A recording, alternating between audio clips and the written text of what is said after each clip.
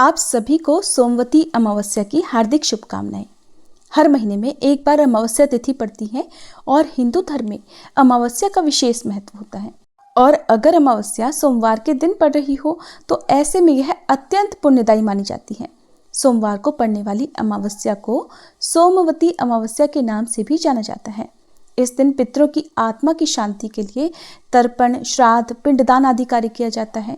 पवित्र नदियों में स्नान का विशेष महत्व होता है, क्योंकि मान्यता है कि इस पवित्र दिन पर पवित्र नदियों के जल में देवी देवताओं का वास होता है। ऐसे में नदी के जल से स्नान करने पर सभी प्रकार के पाप ताप नष्ट हो जाते हैं। नदी में स्नान करने के बाद सूर्य देव को अर्घ्य देकर फिर पितरों का तर्पण किया जाता है। सोमवार के दिन भगवान शिव सहित माता पार्वती की पूजा करने से सभी सुहागिन महिलाओं का सुहाग भी अटल रहता है, अखंड रहता है और दाम्पत्य जीवन भी मधुर बना रहता है। इस दिन पितरों की कृपा प्राप्त करने के लिए अमावस्या की व्रत कथा और भगवद गीता के 7वें अध्याय का पाठ अवश्य करना चाहिए। भगवद गीता के 7वें अध्याय का पाठ पढ़कर यदि इसका पुण्य अपने पितरों को अर्पण कर दिया जाए तो पितरों को मोक्ष मिल जाता है। आज की इस वीडियो में आप सुनेंगे सोमवती अमावस्या की कथा के साथ ही भगवद गीता के 7वें अध्याय का हिंदी पाठ भी। आप सभी से अनुरोध है कि बहुत ही धैर्य और विश्वास के साथ आज की इन कथाओं के साथ भगवद गीता का अध्याय भी आप पूरा जरूर सुनिएगा। वीडियो पसंद आए तो लाइक करने के साथ ही चैनल को अगर सब्सक्राइब नहीं किया हो तो जरूर कर लीजिएगा, क्योंकि हमारे चैनल पर आपको हमारे सनातन धर्म में प्रचलित सभी व्रत और त्योहारों की कथाएं सुनाई जाती हैं। पौराणिक कथा के अनुसार एक साहूकार के 7 बेटे और एक बेटी थी। उनके घर अक्सर एक ब्राह्मण भिक्षा मांगने आया करता था। जब भी साहूकार की बेटी भिक्षा लेकर आती तो वह ब्राह्मण भिक्षा लेने से मना कर दिया करता और कहता था कि तुम्हारे भाग्य में सौभाग्य नहीं वैधव्य लिखा है। यह सुनकर साहूकार की बेटी बहुत दुखी हो जाती। कई बार ऐसा ही होता रहा। तब एक दिन साहूकार की बेटी ने अपनी माँ को सारी बात बता दी कि कैसे एक ब्राह्मण भिक्षा मांगने आता है और उससे भिक्षा लेने से ही मना कर देता है। साहूकार की पत्नी ने अपनी बेटी से कहा कि अगली बार जब वह भिक्षुक आए तो मुझे बताना। फिर एक दिन वह भिक्षुक द्वार पर आया। उस समय साहूकार की पत्नी दरवाजे से पीछे छुपकर सारी बात सुनने लगी। वही हुआ जैसा हमेशा होता था। भिक्षुक ने साहूकार की बेटी से भिक्षा लेने से मना कर दिया और कहने लगा कि तुम्हारे भाग्य में सुहाग नहीं विधवा होना लिखा है। इस बात को सुनकर साहूकार की पत्नी दरवाजे की आड़ से बाहर आकर भिक्षुक से कहने लगी कि एक तो हम भिक्षा दे रहे हैं, ऊपर से आप हमें अशुभ बातें बता रहे हैं। ब्राह्मण ने कहा कि मैं जो कुछ भी कह रहा हूँ वो सच है। आपकी बेटी के भाग्य में ऐसा ही लिखा है। जब विवाह के समय आपकी बेटी फेरे ले रही होगी उसी समय सांप आकर इसके पति को काट लेगा और यह विधवा हो जाएगी। ब्राह्मण की ऐसी बातें सुनकर साहूकार की पत्नी दुखी हुई, लेकिन फिर ब्राह्मण से बोली कि अगर आपको ये पता है कि ये विधवा होगी तो आपको ये भी पता हो सकता है कि फिर इसके सुहाग की रक्षा कैसे हो सकेगी। साहूकार की पत्नी के ऐसा पूछने पर ब्राह्मण ने कहा कि यहाँ से बहुत दूर पर एक गाँव है जहाँ पर एक सोना धोबन रहती है। वह हर सोमवती अमावस्या को व्रत रखती है, इससे उसका सुहाग अटल है। अगर वह आकर अपना सुहाग आपकी बेटी को दे देगी तभी इसका वैधव्य टल सकता है। ब्राह्मण की बात सुनकर साहूकार की पत्नी ने ब्राह्मण का धन्यवाद किया और वह सोना धोबन की खोज में निकल पड़ी। एक दिन बहुत तेज धूप के कारण पीपल की छाया में बैठकर आराम कर रही थी। तभी उसने देखा कि एक सांप आया और उस पीपल के पेड़ पर गरुड़ के बच्चों को खाने के लिए चढ़ने लगा। साहूकार की पत्नी ने देखकर उस सांप को मार दिया और गरुड़ के बच्चों की रक्षा की। इतनी ही देर में गरुड़ भी वहां आ गया और देखा कि आसपास खून ही खून फैला हुआ है। गरुड़ को लगा कि साहूकार की पत्नी ने ही उसके बच्चों को नुकसान पहुंचाया है, इसलिए गरुड़ ने चोंच से उस पर हमला कर दिया। लेकिन फिर साहूकार की पत्नी ने किसी तरह उसे रोका और बताया कि उसने तो उसके बच्चों की रक्षा की है। गरुड़ ने जब इस सच को जाना तब कहने लगा कि तुमने मेरे बच्चों की रक्षा की है, इसलिए बताओ कि मैं कैसे तुम्हारी सहायता कर सकता हूँ। साहूकारनी ने तब गरुड़ को बताया कि वह सोना धोबन की तलाश में निकली हुई है। अगर वह उसे वहां तक पहुंचा दे तो बड़ा उपकार होगा। फिर साहूकारनी को गरुड़ ने सोना धोबन के गांव में पहुंचा दिया। सोना धोबन के 7 बेटे और बहुएं थीं, लेकिन बहुओं में घर के काम को लेकर कहा सुनी बहुत हुआ करती थी। साहूकारनी को एक उपाय सूझा और वह हर रात जब सभी लोग सो जाते तो सोना धोबिन के घर में चुपके से चली जाती और घर का सारा कामकाज करके निकल आती। कई दिनों तक ऐसा ही चलता रहा। तब एक दिन सोना धोबिन ने सोचा कि अब मेरी बहुएं आपस में कहा सुनी भी नहीं करती और घर का सारा कामकाज भी हो जाता है। आखिर ऐसा करता कौन है, ये सब जानने के लिए सोना धोबिन चुपकर बैठ गई और सब कुछ उसने अपनी आंखों से देख लिया। काम करके जब साहूकारनी जाने लगी तब धोबिन ने उसे पकड़ लिया और पूछने लगी कि तुम कौन हो और यहाँ इस तरह मेरे घर का काम करके क्यों चली जाती हो। साहूकारनी ने कहा, मैं सब बता दूंगी, लेकिन पहले वचन दो कि सारा सच जानने के बाद तुम मेरी मदद जरूर करोगी। सोना धोबिन ने साहूकारनी को वचन दे दिया। साहूकारनी ने सारी बातें सोना धोबिन को बता दी और अपने साथ चलने के लिए कहा। सोना धोबिन साहूकारनी के साथ चल दी। जाने से पहले अपनी बहुओं से बोली कि मेरे लौटने तक हो सकता है तुम्हारे ससुर जी की मृत्यु हो जाए, लेकिन इनके शरीर को तेल में डुबोकर रखना, अंतिम संस्कार मत करना। सोना धोबिन इस प्रकार चलते चलते साहूकारनी के घर आ गई और जब साहूकारनी की बेटी का विवाह हो रहा था तब फेरों के समय एक सांप लहलहाता हुआ चला आया। सोना धोबिन ने उस सांप के आगे दूध और लावा रख दिया। जैसे ही वह सांप दूध पीने लगा कि सोना धोबिन ने उस सांप को एक पिटारी में बंद कर दिया और फिर साहूकारनी की बेटी से कहने लगी कि अब तक मैंने जितने भी सोमवती अमावस्या का व्रत रखा है उन सभी का पुण्यफल मैं साहूकारनी की बेटी को देती हूँ। इसके बाद साहूकारनी की बेटी का वैधव्य टल गया और वह सौभाग्यवती बन गई। इधर सोना धोबिन ने पकड़े हुए सांप को दूर जंगल में ले जाकर छोड़ दिया। फिर सोना धोबिन अपने गांव लौटने लगी। तब एक दिन रास्ते में ही सोमवती अमावस्या पड़ गई। सोना धोबिन ने इस दिन व्रत रखा और पीपल की पूजा की, कथा का पाठ भी किया। इसी बीच घर में सोना धोबिन के पति की मृत्यु हो गई थी। जब वे वापस अपने घर लौटी तब उसने अपने रास्ते में किए हुए सोमवती अमावस्या का पुण्य अपने पति को दे दिया। इससे उसका मरा हुआ पति फिर से जीवित हो उठा। लोगों ने जब सोना धोबिन से पूछा कि तुमने अपने मरे हुए पति को कैसे जीवित कर लिया, तब उसने बताया कि उसने सोमवती अमावस्या के व्रत के प्रभाव से अपने पति को जीवित किया है। तब से उस गांव की सभी सुहागिन महिलाएं भी अपने अपने पति की लंबी आयु की कामना से सोमवती अमावस्या का व्रत रखने लगी। हे अमावस माता, जैसे आपने साहूकारनी की बेटी और सोना धोबिन के पति की रक्षा की, जैसे उनका सुहाग अमर किया, इसी तरह इस कथा को कहने सुनने और हुंकारा भरने वाली सभी सुहागिन महिलाओं के सुहाग की रक्षा करना, सभी का सुहाग अटल रखना। प्रेम से बोलिए अमावस माता की जय। महाभारत शुरू होने से पहले भगवान श्री कृष्ण ने अर्जुन को गीता के ज्ञान का उपदेश दिया था। भगवत गीता का 7वां अध्याय पितृ मुक्ति और मोक्ष से जुड़ा हुआ है। पितृपक्ष के दिनों में या अमावस्या तिथि पर भगवत गीता के 7वें अध्याय का पाठ पढ़ने या सुनने से पितृदोष से मुक्ति मिल सकती है और पितरों की कृपा भी प्राप्त होती है। इस अध्याय का नाम है ज्ञान विज्ञान योग। इस अध्याय का पाठ जितना हो सके उतना करने का प्रयास करना चाहिए। मय्यासक्त मनः पार्थम योगम युज्यन्मदाश्रयः असंशयं समग्रम यथा ज्ञास्यसि तच्छृणु। भगवान शिव कहते हैं, हे पार्वती, अब मैं 7वें अध्याय का महात्म्य आपको बताता हूँ, जिसे सुनकर कानों में अमृत राशि भर जाती है। पाटलिपुत्र नाम का एक दुर्गम नगर है, जिसका गोपुर अर्थात द्वार बहुत ही ऊंचा है। उस नगर में शंकुकर्ण नामक एक ब्राह्मण रहता था।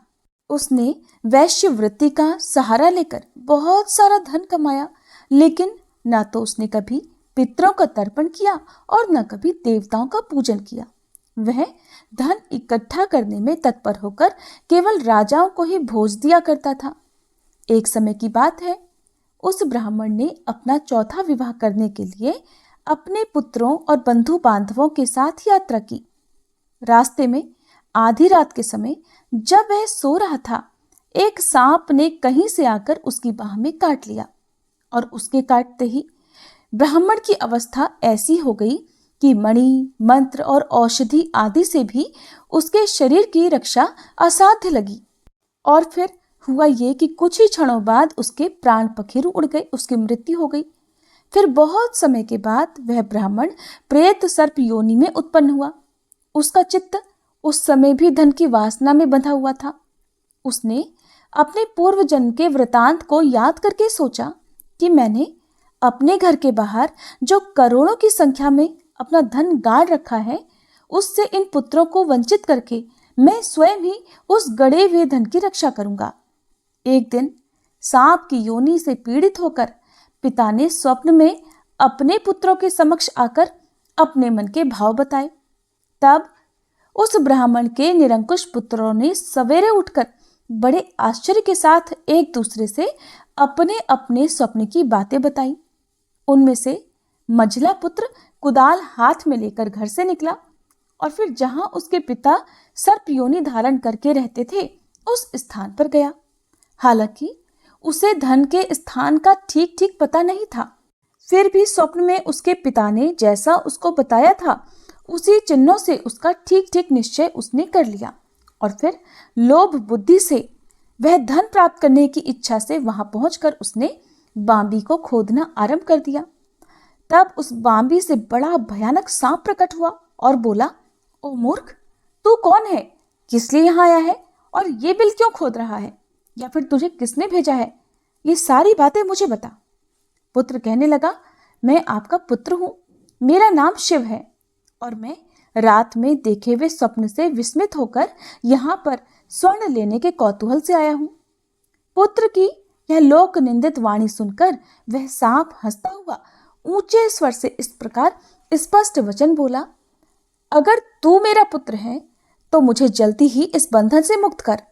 मैं पूर्व जन्म के गड़े हुए धन के लिए ही सर्प योनि में उत्पन्न हुआ हूँ। पिता की यह बात सुनकर पुत्र ने पूछा, पिताजी, आपकी मुक्ति कैसे होगी, इसका उपाय मुझे बताइए, क्योंकि मैं इस समय रात में सब लोगों को छोड़कर आपके पास आया हूँ।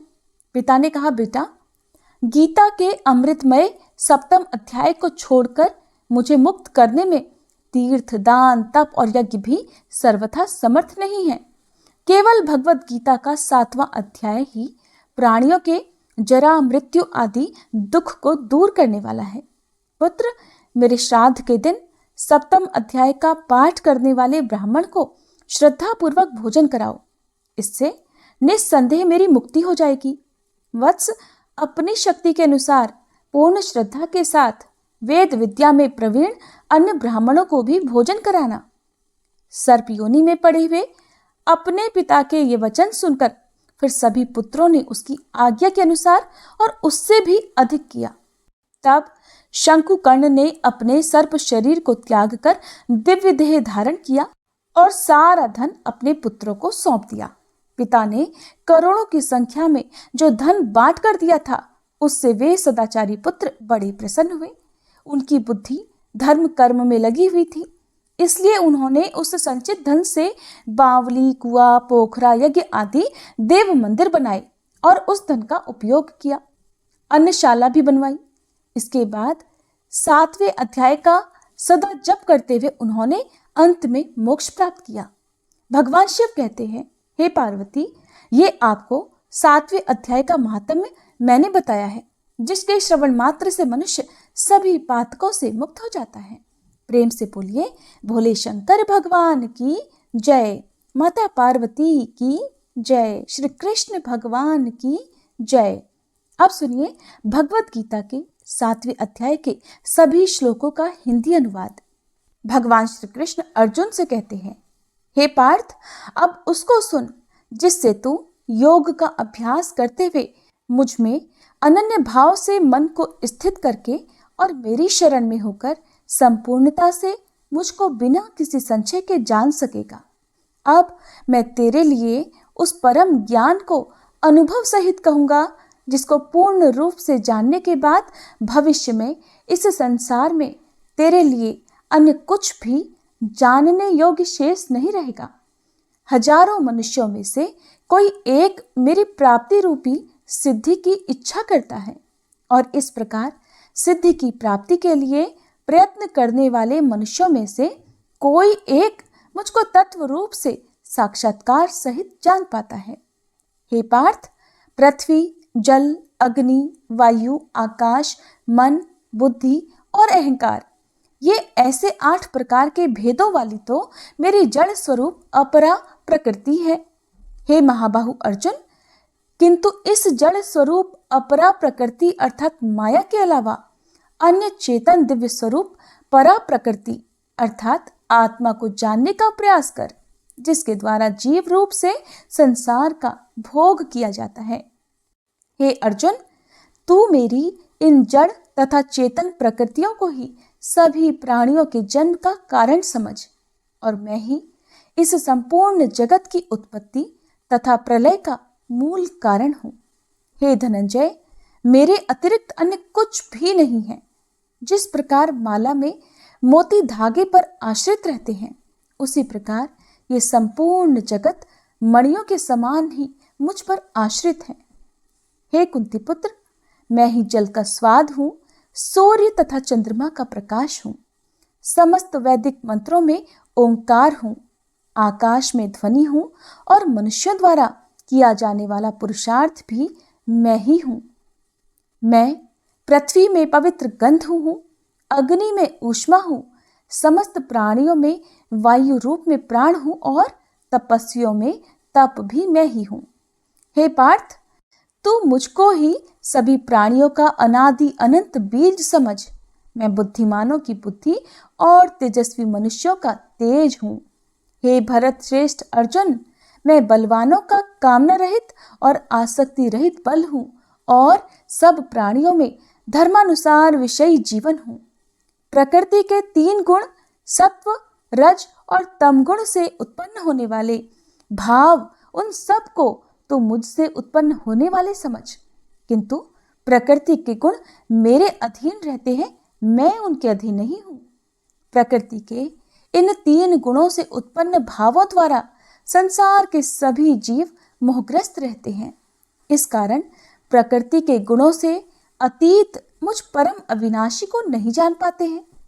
यह तीनों दिव्य गुणों से युक्त मेरी अपरा शक्ति स्वरूप माया को पार कर पाना असंभव है, किंतु जो मनुष्य मेरी शरणागत हो जाते हैं, वे मेरी इस माया को आसानी से पार कर जाते हैं। मनुष्यों में अधर्मी और दुष्ट स्वभाव वाले मूर्ख लोग मेरी शरण ग्रहण नहीं करते हैं।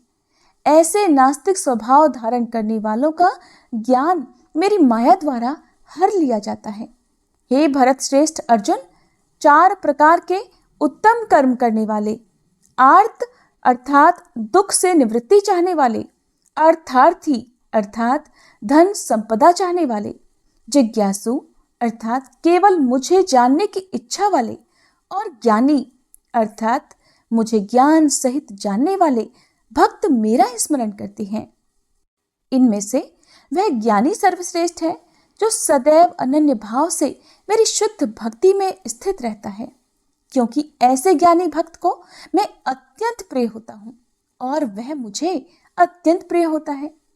यद्यपि ये चारों प्रकार के भक्त उदार हृदय वाले हैं, परंतु हे अर्जुन, मेरे मत के अनुसार ज्ञानी भक्त तो साक्षात मेरा ही स्वरूप होता है, क्योंकि वह स्थिर मन बुद्धि वाला ज्ञानी भक्त मुझे अपना सर्वोच्च लक्ष्य जानकर केवल मुझ में ही स्थित रहता है। अनेकों जन्मों के बाद अपने अंतिम जन्म में ज्ञानी मेरी शरण ग्रहण करता है। उसके लिए सभी के हृदय में स्थित सब कुछ केवल मैं ही होता हूँ, ऐसा महात्मा अत्यंत दुर्लभ होता है। पार्थ, जिन मनुष्यों का ज्ञान सांसारिक कामनाओं के द्वारा नष्ट हो चुका है, वे लोग अपने अपने स्वभाव के अनुसार पूर्व जन्मों के अर्जित संस्कारों के कारण प्रकृति के नियमों के वश में होकर अन्य देवी देवताओं की शरण में जाते हैं। जैसे ही कोई भक्त जिन देवी देवताओं के स्वरूप को श्रद्धा से पूजने की इच्छा करता है, मैं उसकी श्रद्धा को उन्हीं देवी देवताओं के प्रति स्थिर कर देता हूँ। फिर वह भक्त सांसारिक सुख की कामनाओं से श्रद्धा से युक्त होकर उन देवी देवताओं की पूजा आराधना करता है और उसकी वह कामनाएं पूर्ण भी होती हैं, किंतु वास्तव में वो सारी इच्छाएं मेरे द्वारा ही पूरी की जाती हैं। परंतु उन अल्प बुद्धि वालों को प्राप्त वह फल क्षणिक होता है और भोगने के बाद तुरंत समाप्त हो जाता है। देवताओं को पूजने वाले देवलोक को प्राप्त होते हैं, किंतु मेरे भक्त अंततः मेरे परम धाम को ही प्राप्त होते हैं। बुद्धिहीन मनुष्य मुझ अप्रकट परमात्मा को मनुष्य की तरह जन्म लेने वाला समझते हैं, इसलिए वह मेरे सर्वश्रेष्ठ अविनाशी स्वरूप के परम प्रभाव को नहीं समझ पाते हैं। मैं सभी के लिए प्रकट नहीं हूँ, क्योंकि मैं अपनी अंतरंगा शक्ति योग माया द्वारा आच्छादित रहता हूँ। इसलिए यह मूर्ख मनुष्य मुझ अजन्मा अविनाशी परमात्मा को नहीं समझ पाते हैं। हे अर्जुन, मैं भूतकाल में, वर्तमान में और भविष्य में जन्म मृत्यु को प्राप्त होने वाले सभी प्राणियों को जानता हूँ, परंतु मुझे कोई नहीं जानता है।